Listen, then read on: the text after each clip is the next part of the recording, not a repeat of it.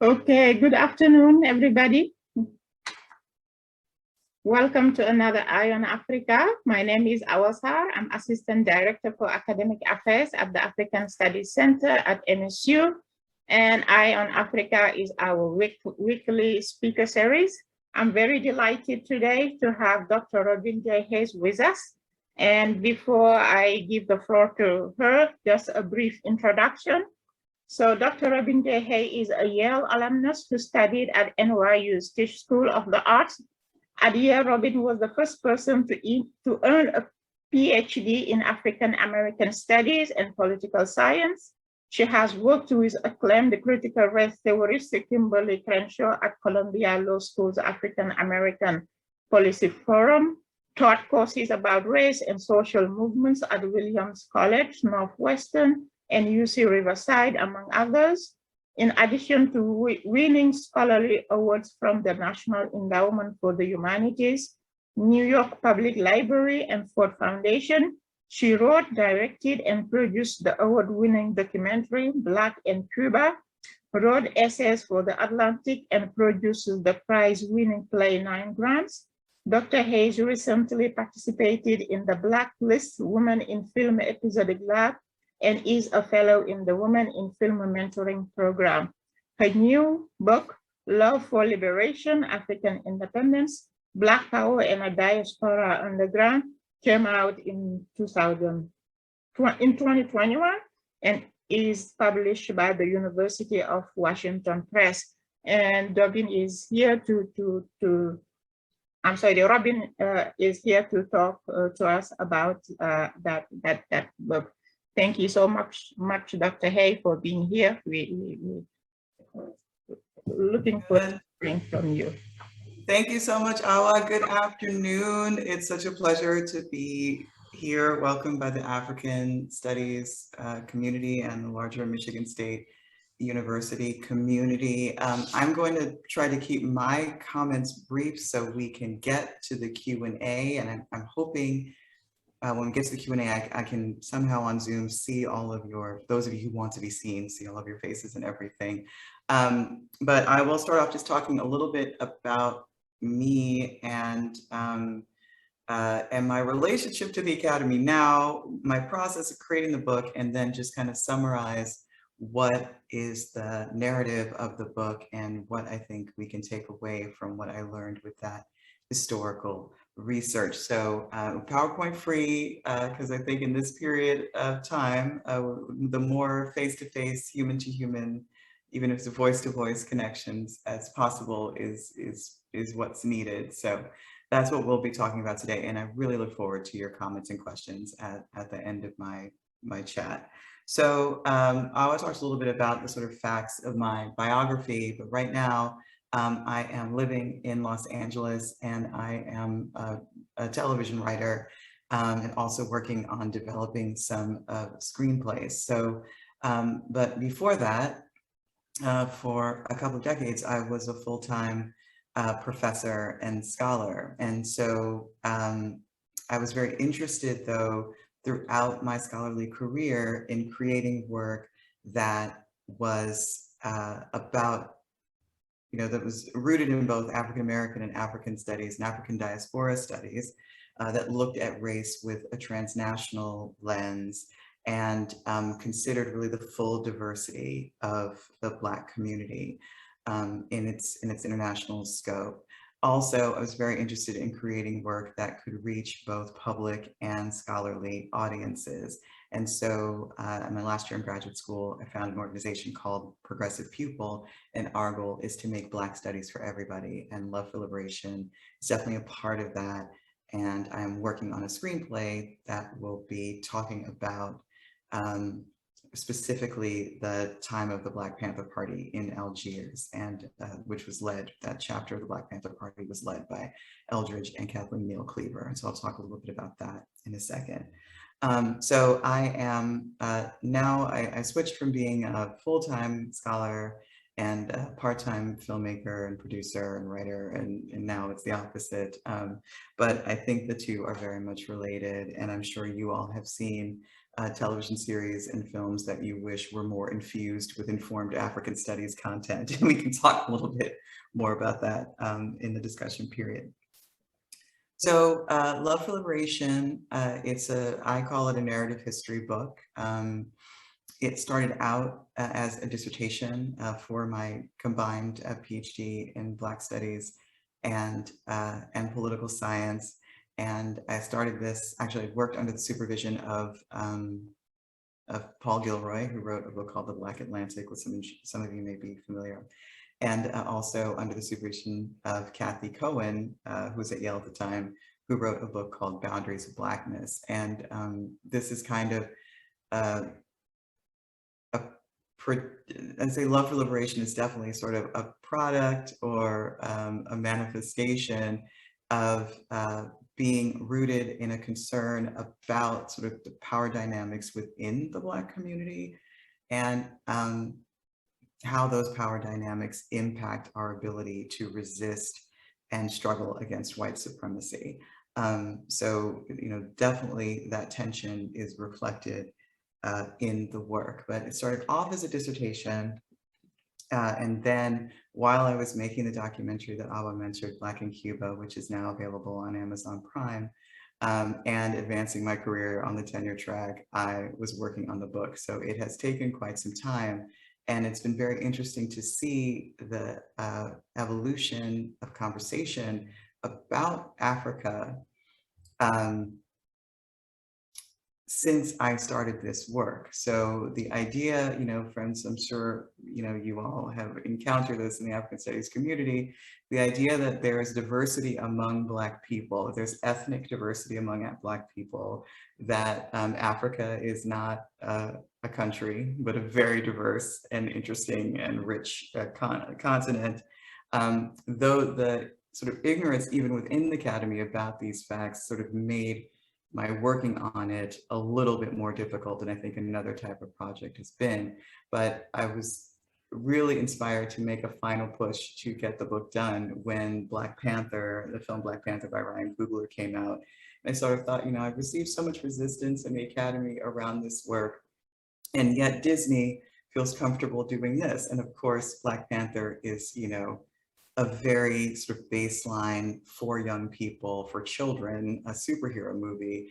And yet when you look at the influences on the costume designer, Ruth Carter, discussions that Ryan Coogler has had about the research they did, there is imagery and reference to sort of a great deal of African tribes and ethnic groups. And so it's, to me, a lovely starting point. And I thought, this conversation about how we can connect and what the nature of that connection should be between Africans and African Americans. And of course now, how that is complicated by the fact that there are so many African immigrants who are not the descendant of people who were brought here as slaves in the United States, makes, I think, this work, Love for Liberation, especially timely now. So that's the process. So what is this book that I'm talking about, how I made, but what exactly is it? So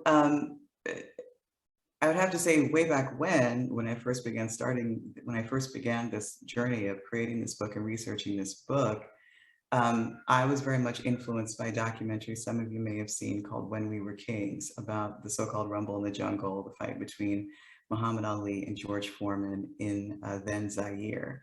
And I was so inspired by how Muhammad Ali was inspired by being in Africa and how he was cheered on by folks in Zaire, even as they were enduring this brutal dictatorship.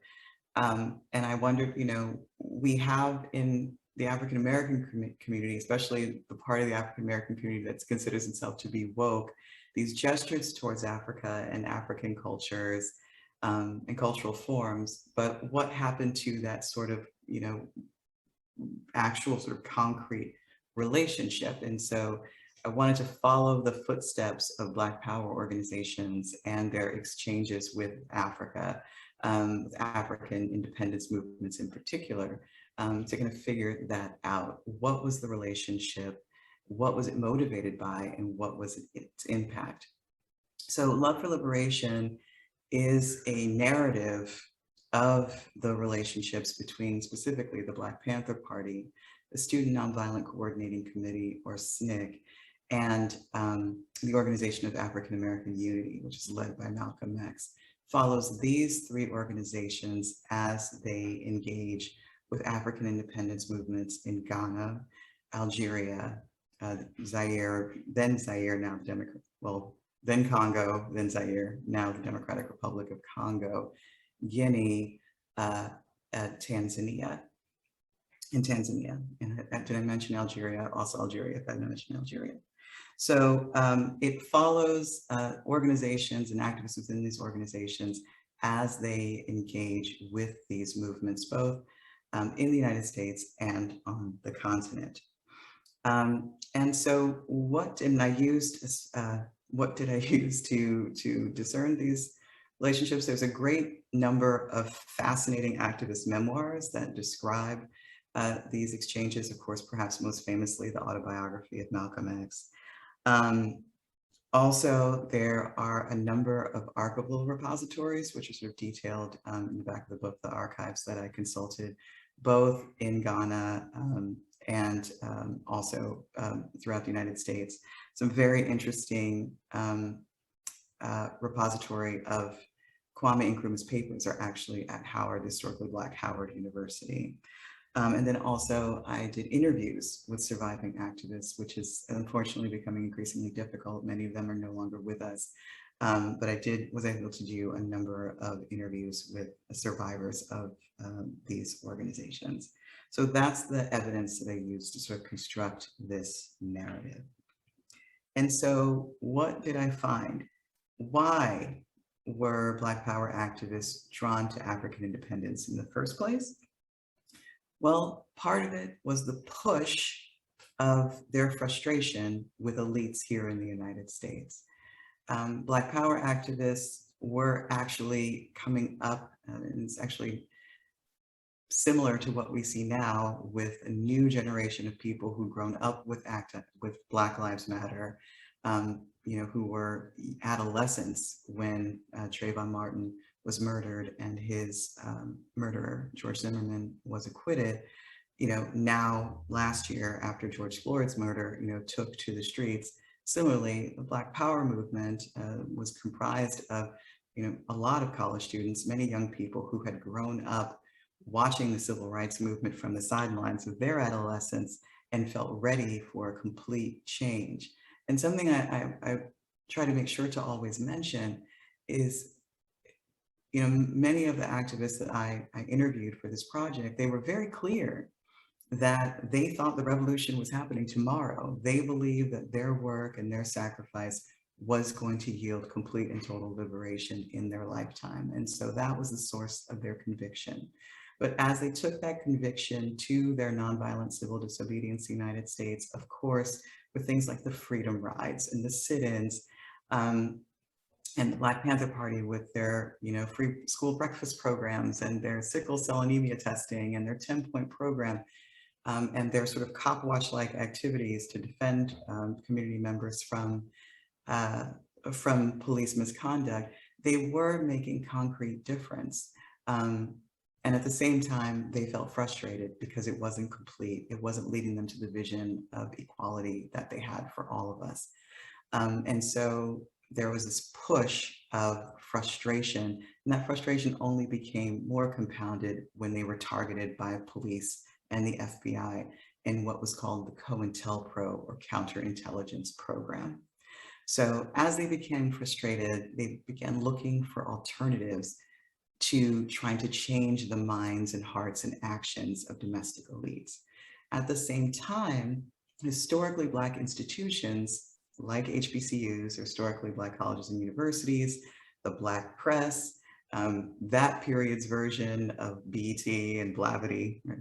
And For Harriet, these organizations were consistently conveying the successes of African independence movements in countries such as Ghana, Guinea, Algeria, Congo, and Tanzania, later Tanzania. And so, James Baldwin famously said, here were these, paraphrasing him, here were these countries, Black people getting their own nations to lead, and we could not even get a coffee or a Coke at a lunch counter. And so the disparity between what they saw was possible in the success of African independence through the work of historically Black institutions and what was actually possible in the United States was part of what drew Black Power activists into wanting to engage with African independence organizations. And so what happened, right? Once they were attracted to this and they began having concrete exchanges in spaces I call in the book emancipated spaces, spaces that are organized mostly by African organizations and activists, but sometimes African-American organizations and activists that are free from a white supremacist gaze and control. Spaces like the Audubon Ballroom in Harlem, where Malcolm X with the Organization of African American Unity, organized talks, presentations by African diplomats that reached everyday African American folk, and there was a dialogue every Sunday that was free and open to the public. Spaces like the Pan-African Cultural Festival in Algiers, where the Black Panther Party had an exhibit that was frequented by thousands of people who attended this event and learned about the 10-point platform and the work of the party and the efforts to keep Eldridge Cleaver safe because he was on the run, and also to free Huey Newton, who was a political prisoner at the time. So in these emancipated spaces, African independence and Black Power Black Power activists were able to engage and talk about what they had in common, what their differences were, how they could overcome them. And according to many Black Power activists, this helped them understand racism as a transnational human rights issue. It wasn't just about empowering African Americans or changing the actions of American elites, but really about creating a community that could be autonomous and independent politically, economically, across nation-state borders. Also, these exchanges led to broader sense of connection between constituencies. So, for example, some of you, may observe that among African Americans, sort of more popular cultural forms like people speak Swahili, Kwanzaa, which is an African American holiday, is based on Swahili words. Of course, Swahili is from Eastern Africa. It's not necessarily a connection between Africans who were brought here as slaves, which were mostly from the Western side of the continent. But that actually is an indicator of the influence that Tanzania has had on Black Power politics and on culture, on African American culture. So that we see as that, the wearing of the dashiki, the use of Swahili, right? These are indicators of the ways in which certain African independence movements have continued to have an impact on African American culture and life long after those direct connections between Black Power and African independence ended. Last, these connections between African independence and Black Power and their lasting impact on these respective constituencies are now having an impact on this new cycle of contention. What do I mean by cycle of contention? In social movement theory, there is an understanding that uprisings, rebellions, movements, social movements that use nonviolent disobedience, they will not go on forever. You have uprising, you have response. Generally, you have some kind of resolution, and sometimes if a social movement is strong enough, they can actually get concessions from elites. Oftentimes, elites simply suppress them, but the memory of that uprising remains part of the culture of whatever marginalized group or constituency was engaged in it. And so similarly, here in the United States with Black Power, many activists, including Malcolm X, they were Martin Luther King, Stokely Carmichael, Assata Shakur, Angela Davis. Many activists were incarcerated falsely or murdered or exiled. And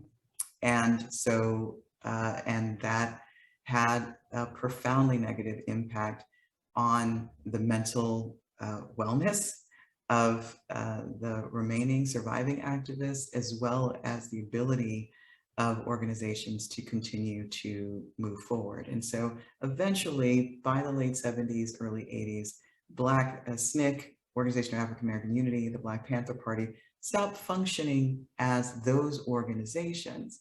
However, many of the people involved remain engaged in Black power politics and culture, right? So, and we see that today, there are still Black studies programs. There's still Juneteenth celebrations. There are still Black History Month. There's still Black, there are still, you know, a sense in Black resistance in the United States that independence, autonomy is an important part of the Black Liberation Project.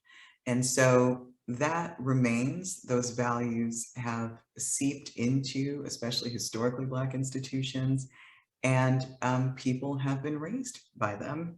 And so I believe it was 2013, when Opal Tometi, Alicia Garza, and Patrisse Cullors invent the Black Lives Matter hashtag, 3 Black queer women, a woman, of course, Opal Tometi is Nigerian American. You know, part of what they do is try to walk in Malcolm X's footsteps and present the cause of African Americans and police misconduct against them to the United Nations. And in this latest round, or iteration of Black Lives Matter, which we saw in 2020 in terms of the mass protests across the globe, we see the descendants of African independence movements in places like Belgium and Britain and France also talking about Black Lives Matter and talking about how they can have independent cultural autonomy, educational autonomy, financial autonomy, as well as the safety that, of course, the UN's Declaration of Human Rights guarantees for all. So, so we can see the impact of this relationship between Black power and African independence on a whole new generation or cycle of contention today. So, and I forgot sort of one of the key things. So when we talk about the spaces, right, the emancipated spaces, the friendships and relationships, in the case of Stokely Carmichael and Miriam Makeba, the love relationships that happen across national boundaries between Black social movements, that is something that I call a diaspora underground. And a diaspora underground, I mean, of course, you know, you guys are living diaspora right now, but we understand the underground is in the Underground Railroad, is an underground hip hop, a subversive alternative space that is free, as I said, from the white supremacist gaze, free from the influence of dominant elites. It exists only for a time, right? It can only exist for a time.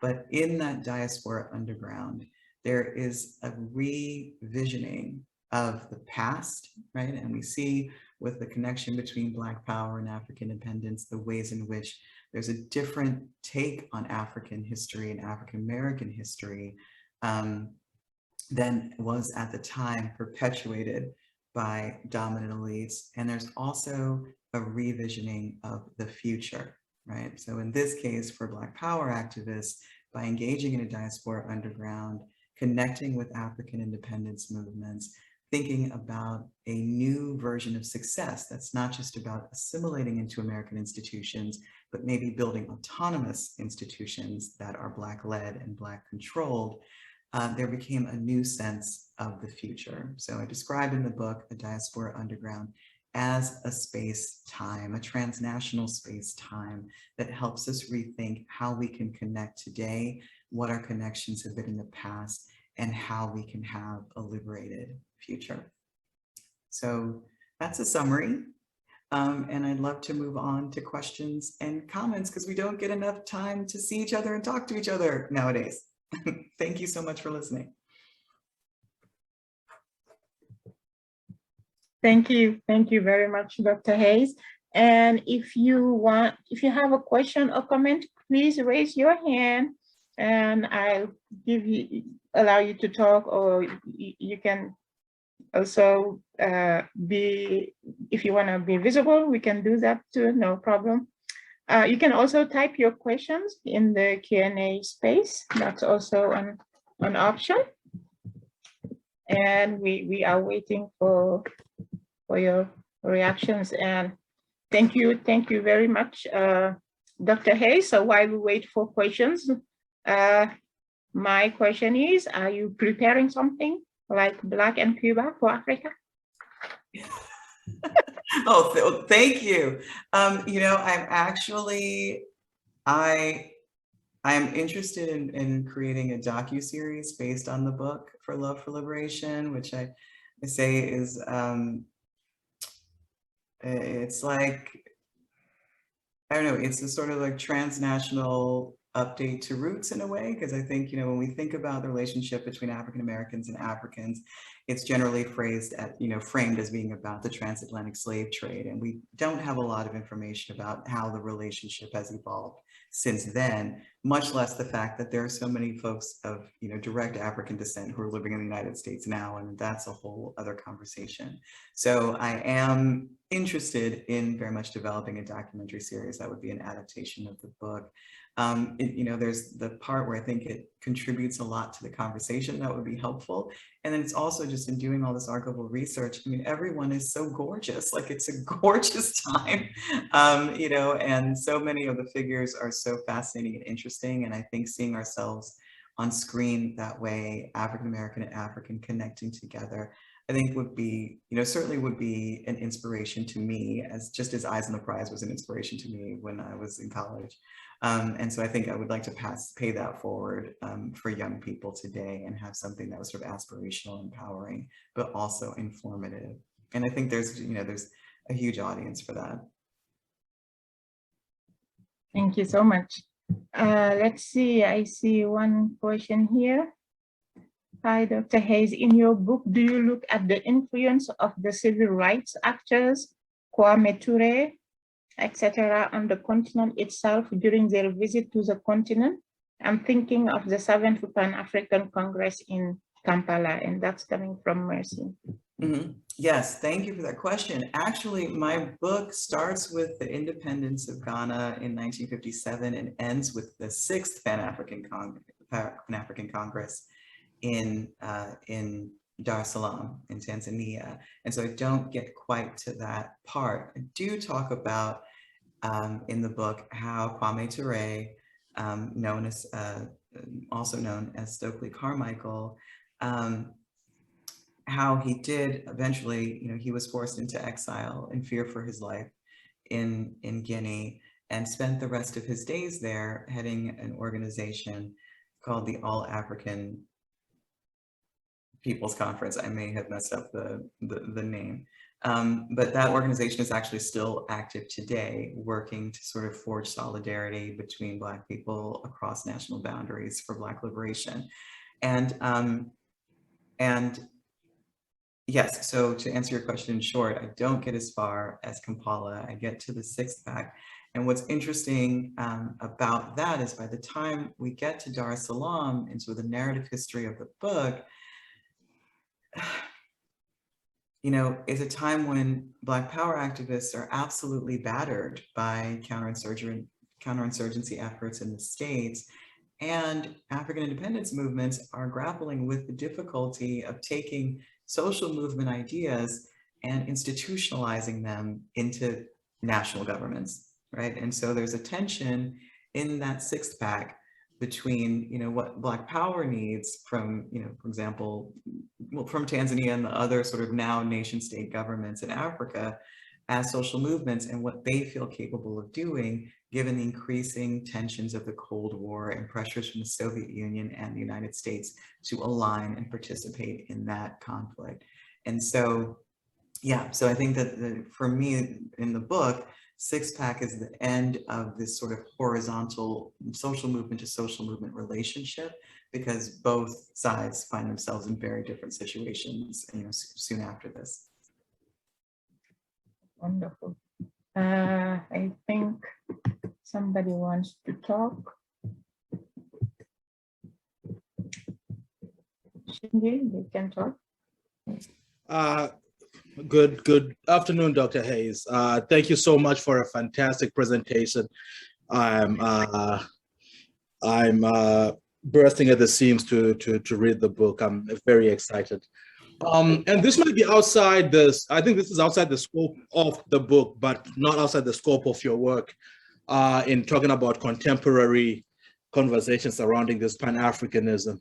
A recent, I don't know how recent it is, but it caught my attention in the past few years, a movement that seems to be, for lack of a better term, rubbish a lot of the Pan-African precepts is the ADOS movement. Is that something you've encountered? And to what extent do you situate them within this conversation going forward? Can you tell me a little bit more about the ADOS movement? Oh, sorry. So and actually my first encounter with it was at a conference in which we was presenting about very similar things, and somebody in the crowd got up and said this.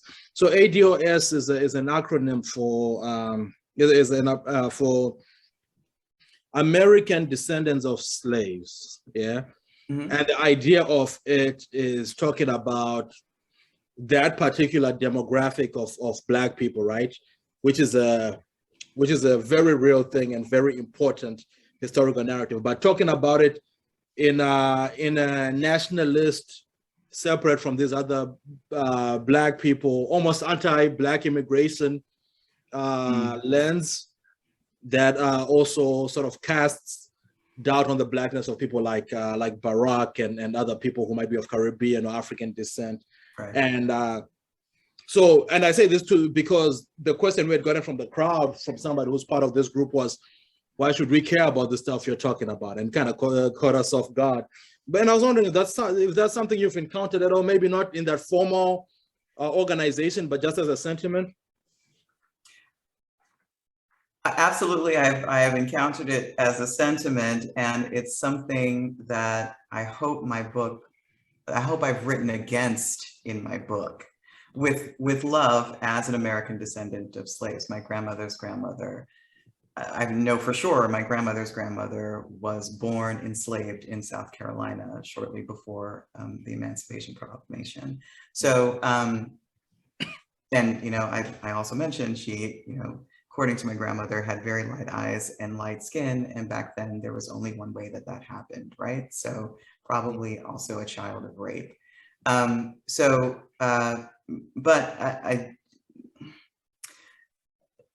to your question, I think there can be a confusion of colorism by white supremacists and the privileges that allots lighter-skinned Black people.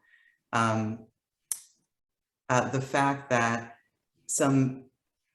if you are a child of an immigrant, there are certain things that may still be intact in terms of your networks and family that are not intact often for African Americans, and say African Americans, people who are the descendant of people who were brought here enslaved during the transatlantic slave trade. And this idea that some people are less Black than others. So certainly in my book, Love for Liberation, it's very clear that people like Stokely Carmichael and Bobby Seale and Kathleen Neal Cleaver and Angela Davis very much considered African people to be Black, and very much considered the struggle against colonialism to be directly related to the struggle against white supremacy here in the United States. So, often the same folks who will be part of something as ADOS that you described will have, Malcolm X's photo or poster on their wall, or carry around the autobiography of Malcolm X, and, then also want to say, well, I'm more Black, I'm Blacker than, someone who's come here from Ghana. Certainly not what Malcolm X said during his lifetime. I think it's not what he would say now. And so I think my book definitely writes against that.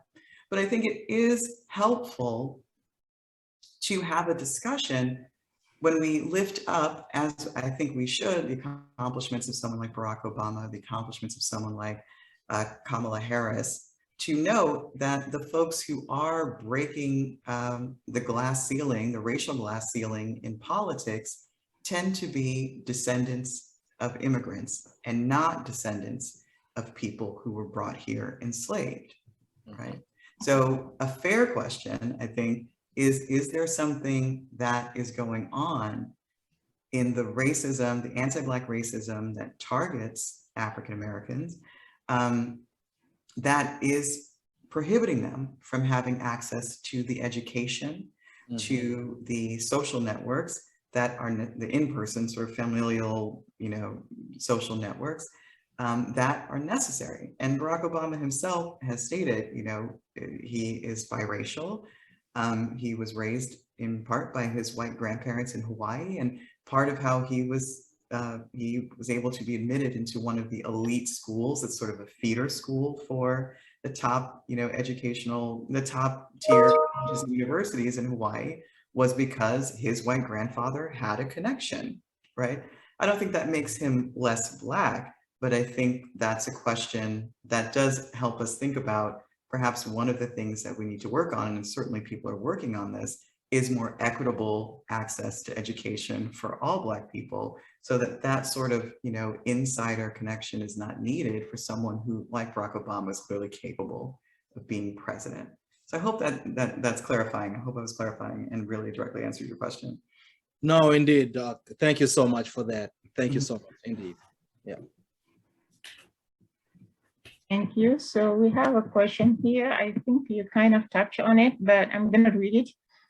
I'm interested in your thoughts, comments, on observation on why sometimes the relationships between the African American community and the African community are filled with misunderstanding beyond the shared slavery legacy. For instance, you hear claims that our problems are different. Well, I think a huge part of it has to do with the lack of accurate information about African communities, which there are many. I don't have to tell you folks that, right? Which there are many in mainstream media and in Black media. I mean, I had a spirited conversation with a young man from South Africa who was studying here in the US, and he was so mad at the Black Panther movie because he felt it was so basic, right? And it's like, this is just the most cartoonish elementary depiction of Africa. And I was like, I'm not going to disagree with you, but this also, we are at a kindergarten level in the United States in terms of our understanding about the continent. We have not had enough information. So can we accept this film as a starting point, as a door opener, and then maybe we can get in with more specifics? But so I was like, the issue isn't that Africa is this simple. The issue is here in America, we have been made this simple in our understanding about Africa because we do not get the appropriate information. And the depictions that we see in mainstream media, mainstream television and film, in much of our public school curriculum, much of our private school curriculum, is atrocious, right? It's either, and again, I'm sure I don't have to tell many people here this, it is either absolutely objectifying, it's justifying of colonialism, makes it seem like Africans need white saviors. I mean, it's highly, highly problematic. And so I think that distortion affects people's understanding. And so the portrayals that we have seen of the continent often encourage African Americans to distance themselves from their African heritage, our African heritage, or to feel that African people aren't interested in being in solidarity with us. And so it's certainly something that my research, clarifies has not been the case, that on the ground, people who are interested in resisting and overcoming and transforming racist practices in the United States have absolutely been inspired and supported by folks on the continent and vice versa. And so I think, the more we share the facts, the more that perception can change. Thank you very much. So Lisa has a question. So thank you so much, Dr. Hayes, for this talk and for sharing your book with us. Where do you see, oh no, this is from Jamie, not Lisa. So thank you so much, Dr. Hayes, for this talk and for sharing your book with us. Where do you see the history of socialism as intersecting with the transnational spaces of emancipation? For instance, in the example of Cuba and Tanzania. I'll come to Lisa's question after this. Yeah, thank you for that question. You know, it's so interesting to me now, even now, we have this sort of generational split in the United States in terms of our view on socialism. It seems like younger people, particularly like Gen Zers, are much more open to this idea that we should have spaces for investment in human resources, right?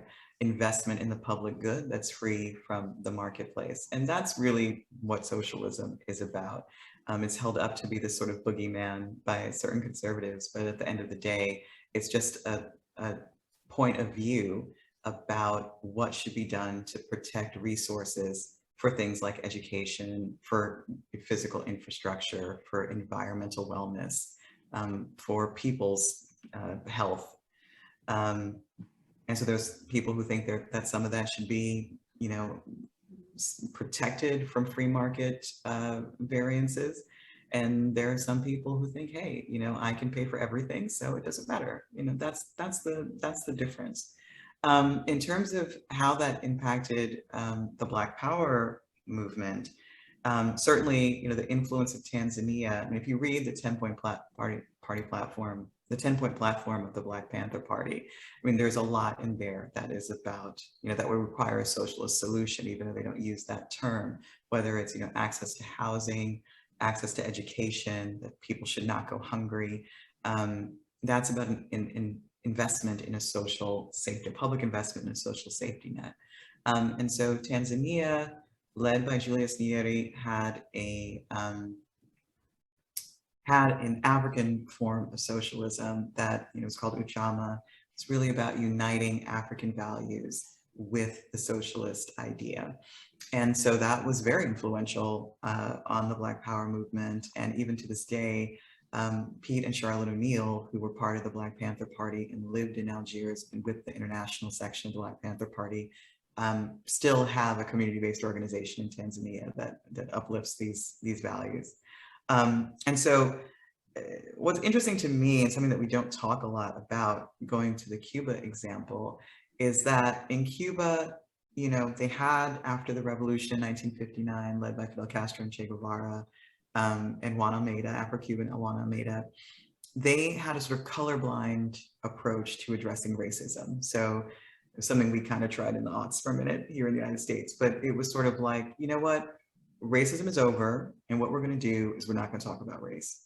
And so to some people, the good news about that is that you wouldn't have a Ku Klux Klan, but you can't have an NAACP either, right?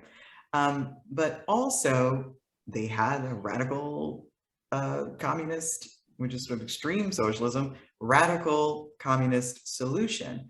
And so in that time, the racial disparity in life expectancy in Cuba ended, right? It took some years, but it still ended. Racial disparities in literacy ended. And so this is something, of course, we still have in the United States.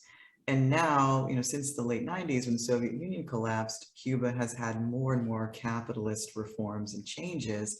And you've seen disparities in terms of employment, in terms of income. Those racial disparities have returned because most Cuban Americans, this is again something we don't talk about in the US so much, the overwhelming percentage of Cuban Americans are white, like in the 90%, something like 93, 94%.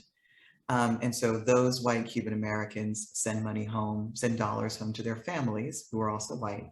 And those white families invest in businesses that allow them advantage in Cuba now because socialism is waning. And so there is a direct correlation between a lack of socialism, lack of social safety net, and racial disparities in things that are, you know, very significant, things like life expectancy or literacy. And I think it's something that is important for us to talk about now as we have this conversation about what equality means. It's not simply about opportunity for people who are, highly qualified or hardworking. Of course, meritocracy is important, but there's also, how do we have the guarantees that level the playing field of survival? There's the issue of thriving, and there's the issue of surviving. And socialism may be a way to address both of those disparities. Wonderful. So let me read Lisa's question. So Dr. Hay, thank you for this important study. Have you had the opportunity to visit the African continent? If so, where? If not, which would be the first country you will visit? So yes and yes. So for this book, actually, I did archival research in Ghana and South Africa, and I conducted an interview in Lusaka, Zambia. I am very much interested in visiting Algeria and Guinea and Congo as well. And I'd also very much like to go to Mauritius, Seychelles, and Egypt. So yes, so I have been to the continent, and I'd like to see, and then also there's Mozambique and Angola. I'd like to see all of it basically, but yeah, those are my top future priorities in terms of traveling back, but I have had an opportunity. I did do research there for this book. Wonderful. Eric, I think you can talk now. Thank you.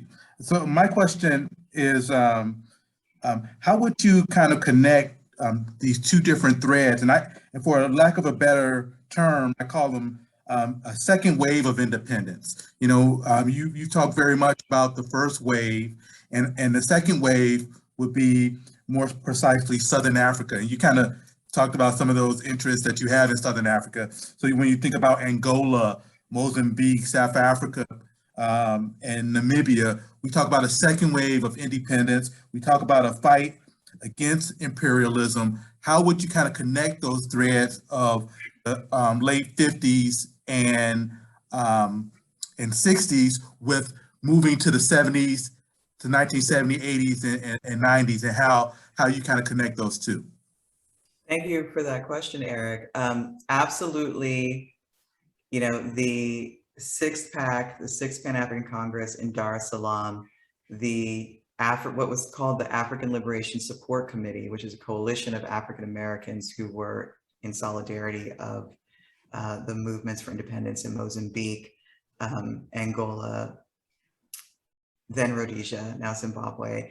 That was already beginning to come together, influenced by these exchanges between Black Power and that first wave, as you called it accurately, the first wave of African independence. Also, part of that relationship between constituencies, we see in the sort of continued support for the ALSC, the African Liberation Support Committee, and also, of course, African American Solidarity for Anti-Apartheid, which goes through the 80s and peaks in the 90s with the release of Nelson Mandela from prison, who was a political prisoner for several decades. And also there's, Namibia is part of that conversation. The independence for Namibia is also part of what's supported by African Americans during that period. So I think there's absolutely a direct line between this relationship and solidarity between Black Power and that first wave of African independence. And even as these Black Power organizations are not moving forward as organizations per se, we see the continuing of those values in that solidarity work. Many former SNCC people, former Black Panther Party people, former OAU people were involved in those efforts to support that wave of independence in Southern Africa later in the 70s and 80s, as you described. Can I just say two quick things? One, as a librarian, I would just like to mention to you that we have the African Activist Archive, which really kind of focuses on Southern Africa, and a lot of it is digitized. So you may find that of great interest. If you haven't already, there's some really great stuff there. And just back to another question of yours, or another statement that you made about, particularly about the Black Panther. You think about also, I think, the education of the director. What kind of education did the director have on Africa in his life?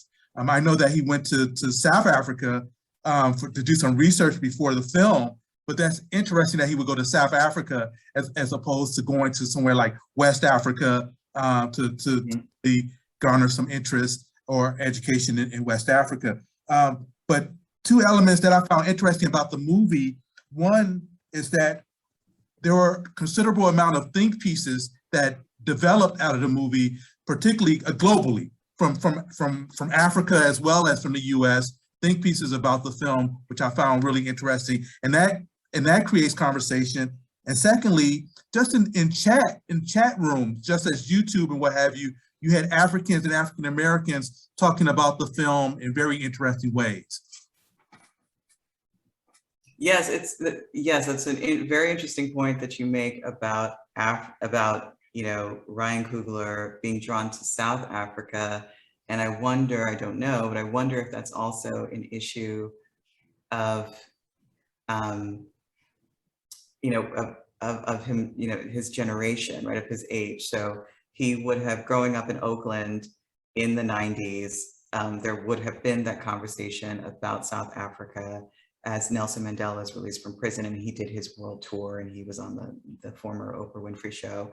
I think all of that would have come clear, would have been, maybe a part of his upbringing. And so that may have been his sort of personal connection as an artist to the content and what he wanted to sort of channel. I think also, and I wonder if people would disagree with me, but my impression is that African Americans, in part because of the anti-apartheid movement in the 80s and 90s, and Nelson Mandela's presence here, I think that there's a sense of South Africa as being the sort of most accessible and developed part of Africa. And so that tends to be, I think, sort of people sort of go to, or sort of their access point when they think about, well, where could I go? And there's not as much awareness of all of the development and everything that's available throughout the continent. So I think that may have been a part of it.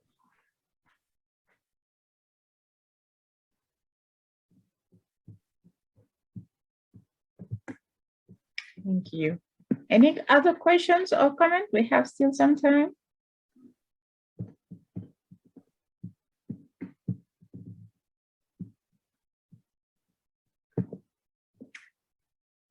Well, if you don't have questions, thank you so.